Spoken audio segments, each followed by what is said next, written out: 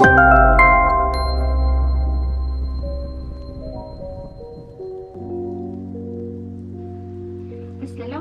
warahmatullahi wabarakatuh dan salam sejahtera saya ucapkan kepada yang berbahagia, bersyaraf penasihat bagi subjek kesusastraan dan kebudayaan Melayu, Puan Nur Aini Abdul Latif serta rakan-rakan yang saya kasihi sekalian.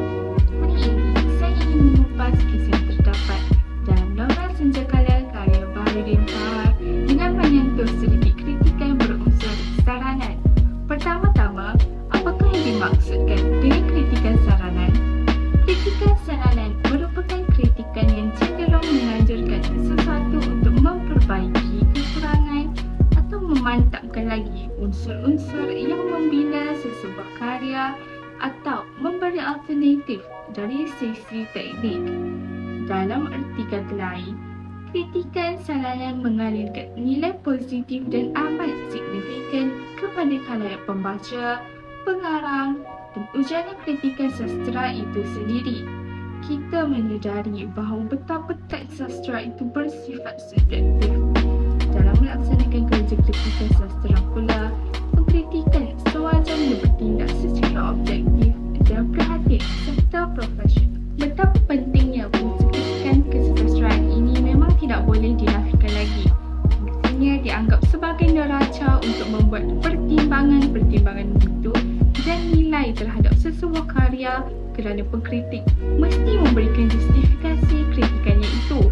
Secara tidak langsung juga, kritikan ini dapat mendorong meningkatkan motivasi dan kreativiti pengkarya dalam menghasilkan teks-teks yang lebih berkualiti. Dengan kata lain, kritikan sastra dianggap sebagai panduan dan sandaran untuk memperbaiki dan melihat kelemahan bidang kepengarangan seseorang pengkarya itu sendiri. Bidang kritikan juga dapat membantu pembinaan teori dan pendekatan yang baharu. Hal ini bermakna teori baharu atau terkini akan sentiasa diwujudkan, dimodifikasikan dan mengalami anjakan paradigma bersesuaian dengan arus perkembangan semasa. Baiklah, tanpa melengahkan masa lagi, izinkan saya untuk memulakan pengupasan kisah kita hari ini. Antara isu paling utama yang boleh diperbaiki agar dapat membentuk penceritaan yang lebih baik ialah tindakan Kintu yang terlalu ingin mendapatkan daging rusa untuk anaknya Nur. Ini kerana Kintu sedar bahawa Nur hanya mempunyai 4 atau 5 bulan sahaja lagi untuk meneruskan hidup kerana penyakitnya itu, tetapi memilih untuk gelar memburu. Walhal, dia boleh menggunakan masa itu sebaik mungkin dengan meluangkan masa bersama satu-satu anak kesayangannya dengan mengubah orang lain untuk pergi mendapatkan daging dosa. Selain itu, Kintu juga sudah begitu tua dan hampir mencapai usia uzur. Lututnya sebelah kanan juga sedang tidak dalam keadaan yang baik. Memang begitu banyak alasan yang boleh menghalang dia keluar memburu, tetapi atas semangatnya yang tidak mudah luntur, dia Kintu tetap meneruskan misi tersebut. Sewaktu hampir tiba di penghujung cerita, Kintu baru berusaha untuk meminta pertolongan orang lain untuk pergi memburu. Lainnya yang boleh diberi saranan untuk diperbaiki ialah sikap Kintu yang gemar mengulik kenangan masa lampau dan sukar menerima takdir yang akhirnya telah memakan dirinya sendiri. Sebagai contoh, Kintu kerap kali membayangkan jika isterinya Dasima masih hidup. Buktinya adalah di muka surat 33 iaitu mengapa harus dijadikan umur mereka sedemikian pendek? Puaskah mereka hidup? Tetapi ada manusia yang dilahirkan pendek umurnya. Mengapa Tuhanku? Dan kadang-kadang orang yang kau ambil cepat itu adalah orang-orang yang baik. Juga pada muka surat 190. Selama 2 bulan selepas isterinya meninggal, Kintu berulang alik melalui jalan itu. Setiap hari harus berkubur isterinya. Hidup berjam-jam lamanya seolah-olah menantikan agar isterinya yang mati itu kembali hidup.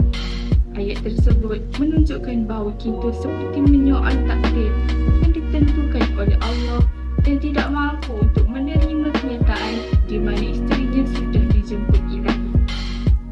Seterusnya, Isu yang juga boleh diberi kritikan saranan ialah penulis tidak sewajarnya menjadikan watak utama terpalit dengan isu-isu negatif. Sebagai contoh, Kinto sewaktu muda adalah seorang yang angkuh dan sombong. Selain memburu, kegemarannya ialah minum-minum dan kaki joli. Kinto juga seorang yang susah untuk menerima kekalahan. Dia pernah ditewaskan oleh seorang juara silat dari Pahang, tetapi Kinto terus mencabar tanpa mengenal erti serik. Kinto akhirnya mencapai kemenangan, namun hanya sekadar kerana juara silat itu sudah malas dan hilang semangatnya untuk berlawan lagi.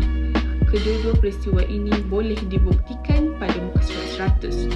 Idea penulis yang menjadikan watak Kinto agak kurang baik walau pada usia muda kerana telah menimbulkan sedikit cacat sela pada watak utama yang seharusnya hanya memiliki sifat-sifat yang positif. Pada masa yang sama, watak-watak sampingan seperti Mak Susapiah dan David bahkan tidak mengetahui tentang penyakit yang dialami oleh Nur. Jika mengikut akal yang logik, perkara ini tidak sepatutnya berlaku kerana mereka tinggal sebumbung. Tidakkah mereka berasa curiga tentang tindakan berterusan Kinto yang sibuk berburu sehingga ditimpa pelbagai kecelakaan setelah lama dia tidak berburu? Hingga akhir hayat Nur, hanya bapanya Kinto sahaja yang mengetahui tentang penyakitnya itu. Jika perkara sebaliknya berlaku, iaitu Mak Susapiah dan Damit peka tentang apa yang sebenarnya Nur alami, pasti mereka akan bersama-sama untuk menjaga Nur sebaik mungkin. Malahan, Kinto sendiri boleh memulakan langkah awal dengan berikhtiar untuk mencarikan Nur penawar, sementara Damit dan Mak Susapiah menjaga Nur di rumah. Walaupun doktor telah menetapkan tempoh masa tentang berapa lama lagi Nur mahu bertahan, tetapi usaha untuk mencegahnya masih boleh diambil. Dalam kisah ini, tidak ada langsung usaha atau tindakan oleh mana-mana pihak bagi merawat penyakit leukemia Nur. Tempoh berbulan-bulan itu hanya digunakan oleh mereka untuk terus menjalankan hidup tanpa wujudnya usaha selain Kinto, meskipun usaha Kinto tujuannya adalah berbeza seperti yang pembaca harapkan. Di samping itu, dalam kisah ini juga ada menceritakan bahawa Nur gemar menulis. Dia akan menzahirkan kisah hidupnya kepada bentuk penulisan bermulalah daripada kisah percintaannya dengan Aman. Sebagai bukti, pada muka surat 125 dan 126, Nur cuba untuk menulis lagi. Bab 3 daripada novelnya itu hampir siap. Nur juga keluar daripada biliknya untuk melihat panorama di luar untuk memancing idea. Namun begitu, hingga akhir nafas serta kisah ini, tiada kesinambungan terhadap peristiwa itu. Proses Nur yang sedang menulis novel seolah-olah terhenti sebegitu sahaja, bahkan sebelum Nur meninggal dunia. Bagi watak Nur pula, antara contoh isu atau peristiwa yang boleh diberi kritikan saranan ialah ketika Nur dicium oleh Aman sewaktu mereka masuk ke dalam denai, iaitu pada muka surat 50. Nur bukannya mencegah tetapi merelakan sahaja perbuatan yang tidak baik itu. Contoh lain yang persis dengan peristiwa tersebut ialah ketika Nur melihat cermin dan meneliti dada dan punggungnya. Penulis malah memberikan gambaran yang lebih lanjut tentang bagaimana kedua-dua bahagian tubuh badan Nur itu pada ayat betapa suburnya dada itu dahulu dan betapa pejar pula punggungnya. Penulis tidak sepatutnya menyelit perkara yang tidak senonoh hanya semata untuk menarik minat membaca kerana ia dapat mengakibatkan ketidakselesaan dan mungkin mampu menaikkan nafsu syahwat segelintir pembaca. Selain itu, peristiwa selepas Nur berpisah dengan Aman yang menyebabkan Nur berani untuk berjalan dengan teman lelaki Sarah telah menyebabkan Aman menghampurkan kata-kata kesat kepadanya. Aman menuduh bahawa Nur telah berlaku curang dan seorang perempuan yang murah nilainya. Nur sepatutnya mempertahankan diri dengan memberitahu kepada Aman tentang perkara yang sebenar-benarnya berlaku. Dalam ketiga-tiga isu berkaitan Nur ini, seolah-olah telah merendahkan martabat Nur sebagai seorang wanita. Maruah Nur bagaikan dianggap remeh dan menggambarkannya sebagai perempuan yang lemah. Akhir sekali, isu besar yang patut diberi kritikan saranan ialah segala pengorbanan Kinto seolah-olah bagai debu yang berterbangan.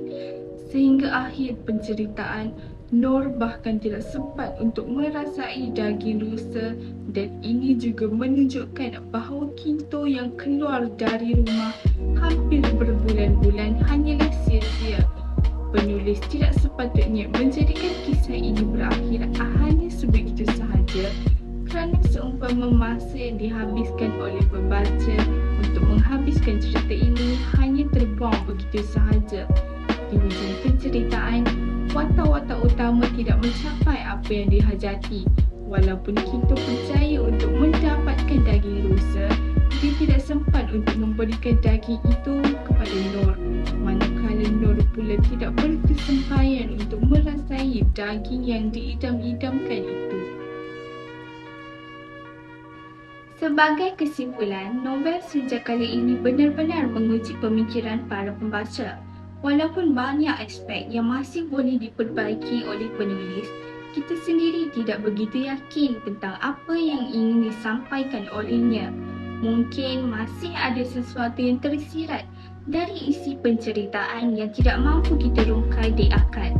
Maka, berdasarkan apa yang saya perhatikan, tidak dapat dinafikan bahawa tidak semua perkara yang kita inginkan akan berakhir bahagia. Namun harus diingat juga bahawa tidak semua kisah hidup akan berhujung dengan kesedihan atau kekecewaan. Inilah yang sebenar-benarnya menggambarkan kisah hidup setiap insan. Boleh jadi kekecewaan yang dialami itu sendiri kerana kesilapan langkah atau sikap yang kurang baik pada masa lampau. Tidak ada perkara yang terjadi hanya sia-sia, kerana apa yang pasti, Allah itu Maha Adil. Nampaknya itu sahaja yang dapat saya kongsikan pada kali ini.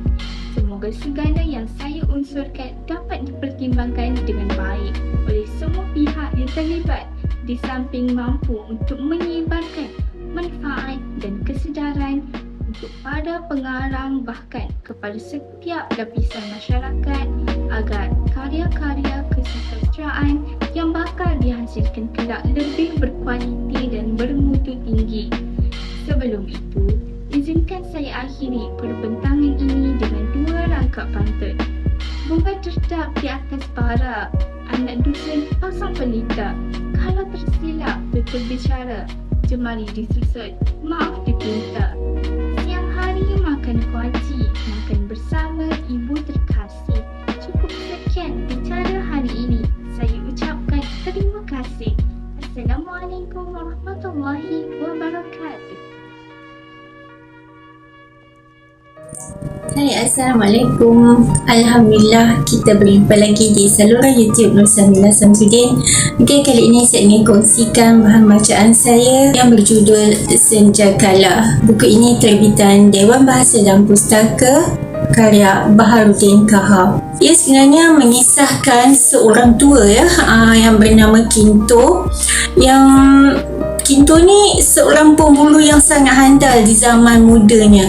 Dan perjalanan cerita ni agak perlahan, sebab kita tak terus dihidangkan dengan kehebatan Kinto sebagai seorang pemburu. Sebaliknya kita dihidangkan dengan monolog-monolog dan pemikiran-pemikiran Kinto, yang mana dia begitu runsing, begitu sedih dengan kehidupan anaknya yang bernama Noh. Noh ni tiba-tiba kemurungan, dan satu hari bapa dia bawa dia pergi jumpa Dr. John, dan doktor itu mengesahkan bahawa Noh ini hidupnya tak lama, hanya dalam 5 ke 6 bulan macam tu, dan akan meninggal dunia kerana penyakit macam leukemia. Keadaan rumah Kinto ni dibayangkan masih menggunakan api pelita. Jadi sekitar 60-an pun dah ada api juga, tapi mungkin sebab dia dekat pedalaman dan latar tempatnya diceritakan dalam negeri Perak, sebab ada beberapa tempat yang mana Kinto ni sewaktu berburu dia telah mendaki mendaki bukit gunung yang mana daerah tu berada dalam daerah Inta. Lepas tu dia ada pergi ke Kuala Kangsar dan gunung dan bukit yang bila kita search nama tempat tu, dia berada dalam kawasan Banjaran Titiwangsa itu sendiri. Penulis meletakkan dirinya serba tahu terhadap perasaan dan pemikiran kita. Yang mengikat saya supaya tak meletakkan buku ni adalah bahasa dia. Bahasa dia sangat cantik. Okey, dan dia banyak menggunakan metafora, banyak menggunakan personifikasi, di mana perkara itu nampak cantik. Contoh saya bagi ayat yang ni. Hari perlahan-lahan meninggi diangkat matahari. Okey, macam mana matahari tu tak ada tangan, tapi macam mana dia katakan matahari tu mengangkat hari. Okey, dan saya anggap ini adalah satu ayat personifikasi yang sangat cantik sebab dia membayangkan matahari itu sebagai sesuatu yang memiliki tangan macam manusia, dan itu dinamakan personifikasi. Banyak ilmu hutan yang dikongsikan oleh Baharudin Kahar di dalam cerita Senja kali ini. Kinto ni berusaha mendapatkan daging rusa yang diingini oleh Nur. Kinto masih memiliki ilmu hutan, cuma keupayaan dia terbatas sebab dia mula sakit lutut dan dia cepat penat. Dia selalu pujuk diri dia dengan satu kata-kata. Dia sering menggunakan ayat ni. Ayat ni cantik pada saya. Semua kita menjadi bijaksana oleh usia. Okay, dan ada beberapa ayat lagi yang saya suka. Desir daun bambu menyenandungkan lagu.